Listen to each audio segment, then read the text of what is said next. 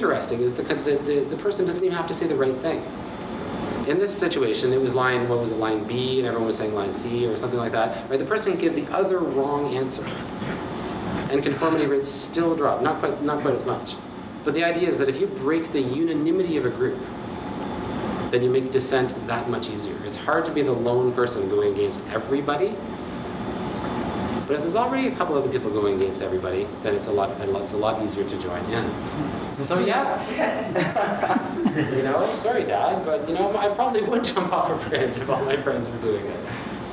And therein lies some of the negative, in a sense, parts of what it means to be a human that you can think of as sheep and stuff like this, right?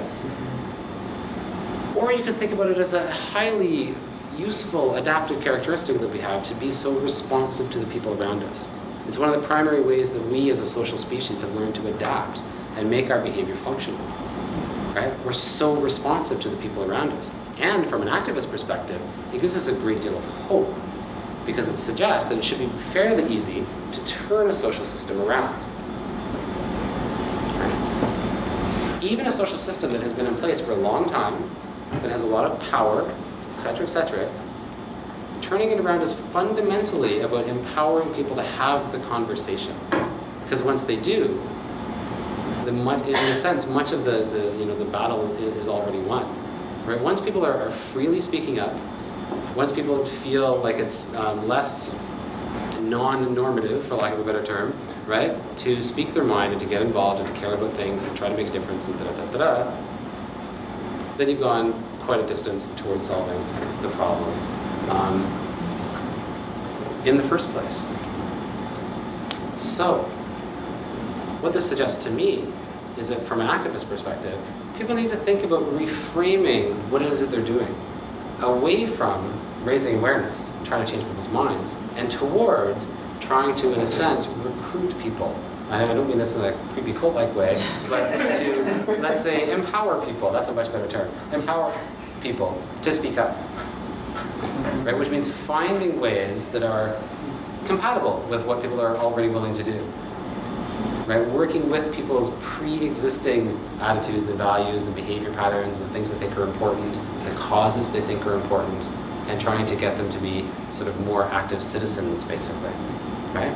And the magic, in a sense, that I think psychology brings into it potentially is by showing us how much more powerful this would be if we could figure out ways to do it at a level of small groups.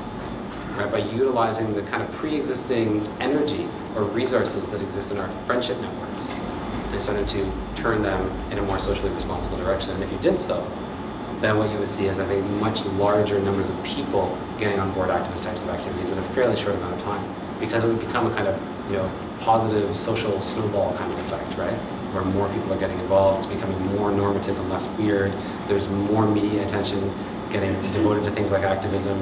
There's more pro-activist memes in the general social discourse. People are writing more vigorously to letters to members of parliament or letters to the editor, so that the public is starting to get more aware of the kind of general outcry that people are, kind of banding together, and it becomes a kind of self-fulfilling prophecy.